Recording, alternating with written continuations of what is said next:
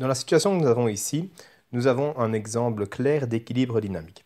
C'est-à-dire que dans le fond, ici nous avons un cristal de K2CR2O7 qui baigne tout autour dans une solution également de K2CR2O7. Et cette solution est saturée, donc c'est pour ça que le cristal qui est ici en réalité ne bouge plus vraiment. Eh bien, c'est parce que l'eau ne sait plus dissoudre plus de K2CR2O7.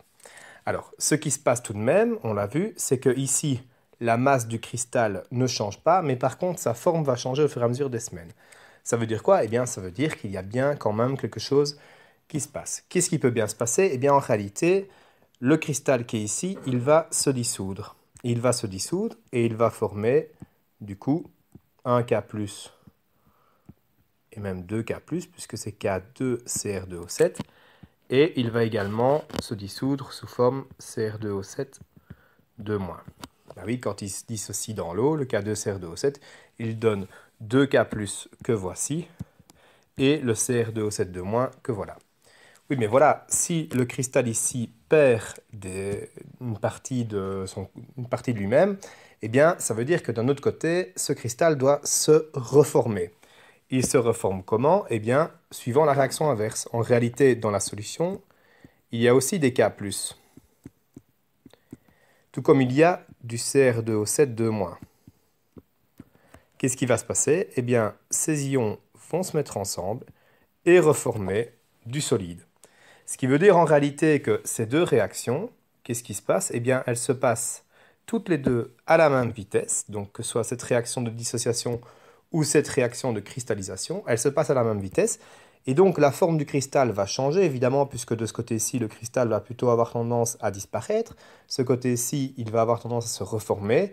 Mais comme les deux réactions se font exactement à la même vitesse, eh bien, la masse du cristal ne change pas. C'est ce qui fait qu'en réalité, on a l'impression qu'il ne se passe rien. Mais en réalité, il y a deux réactions qui se passent à la même vitesse.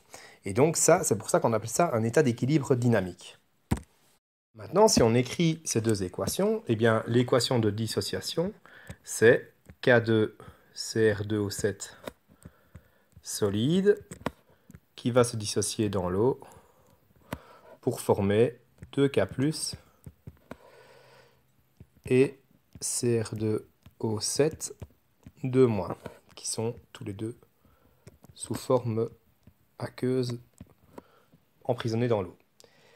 L'autre réaction, la réaction inverse, mais qu'est-ce qui se passe en fait? Eh bien, vous avez 2K+ qui étaient présents dans la solution qui vont réagir avec un CR2O7 2-, et ils vont reformer du K2CR2O7 qui va être cette fois sous forme solide.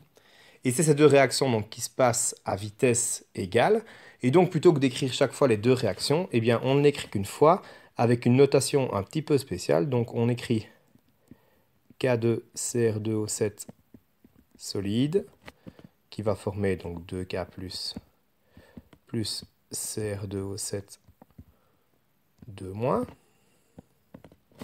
Et donc, entre les deux, pour dire qu'il y a une réaction de dissociation et une réaction de cristallisation, on écrit ce symbole qui symbolise en réalité qu'il y a une réaction qui va de gauche à droite qu'on appelle la réaction directe et une réaction qui va de droite à gauche qu'on appelle la réaction inverse. Et la flèche, on voit qu'elle va dans deux sens puisqu'il y a ces deux réactions qui sont posées et on fait les deux flèches de la même longueur. Pourquoi de la même longueur? Parce que ça signifie que les deux réactions se passent exactement à la même vitesse. Et donc, c'est grâce à ce symbole que l'on écrit les réactions à l'équilibre. On ne mettra plus une flèche entière, mais une double flèche comme ceci.